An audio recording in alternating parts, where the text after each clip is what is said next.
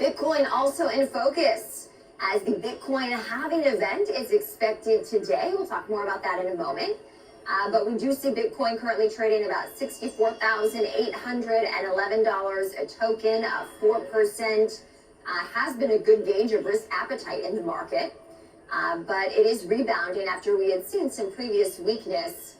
But in previous cycles, Bitcoin halving did precede what was a strong reaction in the market. So joining me now to talk more about this in the world of cryptocurrency, the Bitcoin halving event happening today. And Matt Hougan is with me. He's the Chief Investment Officer of BITWISE Asset Management. Matt, it's great to have you on the show today. And what do our viewers need to know about this halving event? Kristen, it's great to see you. Thanks for having me on. What happens in the halving is that the amount of new Bitcoin being produced each day falls in half. You can think that in the next year, there will be $11 billion of new supply removed from the market. I think viewers can take mostly a 30,000-foot view of this, which is that Bitcoin's price is set by supply and demand. We're seeing new demand from ETF buyers, and today we're going to reduce the amount of new supply. All else equal, that's going to be positive for price. That's what we've seen in past halvings, and that's what I expect that we'll see in the year to come. What's the general reason that we see a halving event in the cryptocurrency market? Yeah, absolutely. This is part of Bitcoin's programmatic monetary policy, right? The amount of new Bitcoin being issued each day was set in place when Satoshi Nakamoto created Bitcoin in 2009, and Bitcoin has been delivering on its promise ever since. You can think about, we don't know what Jerome Powell will do with monetary policy in the next week, month, or year, but we know with certainty exactly how much new Bitcoin will be produced every day. So the halving is how Bitcoin issuance sets into the world, and it's just beautiful that we know exactly what will happen. So Matt, based on what I'm hearing, this will be a positive for the Bitcoin market. How long do you think that positive will last? Absolutely. In one sense, it will last forever, right? The amount of new Bitcoin being produced each day is falling in half permanently. We will never have as much new supply of Bitcoin as we do right now. But historically, if you look at the market, Kristen, what we've seen is, over the day or weeks surrounding the halving, there's not much impact at all. It's priced in. But if you zoom out over a full year, if you look past at the last three halvings, the first halving, the market went up about 8,800%. In the year that followed it, in the next one, a couple 100%. In the third one, again, a couple 100%.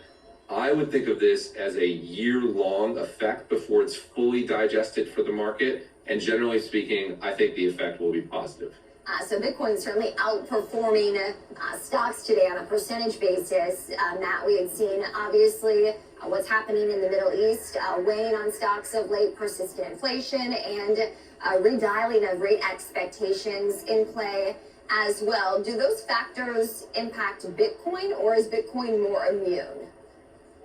We've been meeting with financial advisors, family offices, and even endowments over the past few months since the Bitcoin ETF launched. And what I've heard more than anything from these investors is what they're really worried about is the potential for inflation reigniting. What they're really worried about is rising debt levels. And what they're seeing is that Bitcoin can be a hedge in their portfolio against those risks. Of course, on the margin, what's happening geopolitically matters. What's happening, with the halving matters. But really, the real concern, the thing people are focused on hedging out with Bitcoin is that inflationary and debt risk. I would note that Ray Dalio put out a note this week saying, do you own enough non-debt money? And I think many investors are waking up to realize they don't have any non-debt money. What is non-debt money? It's either Bitcoin or gold. I'm seeing a lot of investors who are deciding to own both. And I think that's the dominant paradigm in the market right now. Interesting. So you would compare a Bitcoin price movement to the price movement that we see with gold. Is that the case? I think they're related assets. They both do the same service, which is they allow you to store money outside of centralized institutions without relying on fiat currencies. Of course, they're at different parts of their journey, right? Gold is a very mature asset. Bitcoin is an emerging store of value. That means Bitcoin has more upside potential, but also more volatility. So they play slightly different roles. but they provide the same general service to investors, which is a way to exit the fiat currency system and have some non-debt money in your portfolio. Good to know, Matt. Now, when it comes to the path forward for Bitcoin, I'm sensing that you're positive. We're also focused on Ethereum and some other cryptocurrencies here at Cheddar as well. What is the status of Ethereum and whether or not we might see ETF approval on that cryptocurrency as well? Yeah, great question. We have an application pending with the SEC, so I can't speak to our specific application, but I know the analysts at Bloomberg, who are deep experts on this space, say there's about a 25% chance of approval, maybe less, at the first decision point, which comes in May. My view is that long term, we're going to see Ethereum ETFs. I think we have entered the ETF era of crypto, whether it's in May, it's at the end of this year, it's at the early part of next year, I'm not sure. But I do think it's a question of when and not if. And just like the Bitcoin ETF was sort of the IPO of Bitcoin, it unlocked the ability for professional investors with trillions of dollars of assets to buy Bitcoin, and we've seen the impact that has had on price. I think we will get that in Ethereum as well. But I'm actually optimistic on the Ethereum space, regardless of what's happening on the ETF. We're seeing resurgent demand. We're seeing huge interest and huge developments in the layer 2 space. So I'm positive on ETH, whether we get an ETF today, tomorrow, or next year. I am curious, Matt, if you do see Bitcoin as a hedge against inflation, if that might portend what would be a deeper drop in the stock market. I think right now the S&P roughly about 5% from its all-time high. Yeah, I think Bitcoin is a exemplary hedge against inflation. If you look at what's happened since COVID, we've seen the value of the dollar fall about 25% and Bitcoin about 8x. I think it's the best hedge against inflation that we have in the market. I do think it signals to a degree that there are rising concerns about increased inflation. But you don't need to just look at Bitcoin to see that. You can look at debt levels. You can look indeed at CPI prints. I do think there are rising concerns about that in the market. I think Bitcoin is the best possible hedge. And what we hear from financial advisors and family offices when we meet with them in the field is that they're increasingly turning to Bitcoin now that we have an ETF to hedge that risk in client portfolios. Mm-hmm.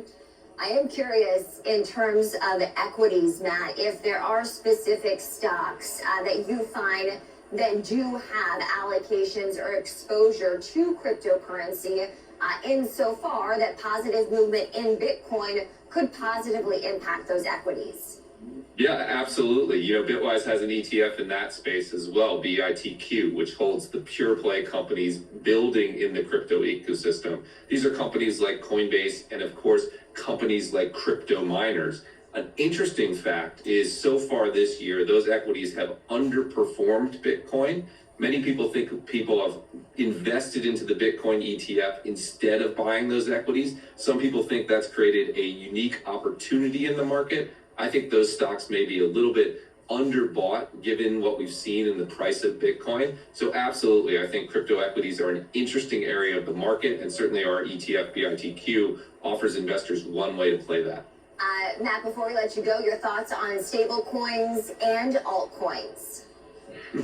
You're hitting all the things I'm most bullish on, Kristen. I'm hugely bullish on the stablecoin market. You've seen a real turnaround in DC where regulators and legislatures were skeptical of stablecoins, back a few years ago, and now they're very positive on that space. I think you've seen Wall Street embrace stablecoins as a massive growth business. They look at the tremendous earnings of firms like Tether, which are making almost as much money as Goldman Sachs these days. So I think the stablecoin market is about to hit another major leg of growth. I think it's a little bit early for the market broadly to move into the altcoin space. I still think this is a Bitcoin and Ethereum rally first and foremost. But of course, there's interesting developments going on in Solana and other smaller assets as well. Look, crypto is in the middle of a multi-year bull market. I know the price has been chopping sideways for a few weeks now, but if you pan back out, we've been rallying ever since we put FTX behind us. I think that rally is still in the third or fourth inning. There's a ways to go, and there are a lot of assets to be excited about. All right, Matt Hougan, Chief Investment Officer of Bitwise Asset Management, joining us amid the Bitcoin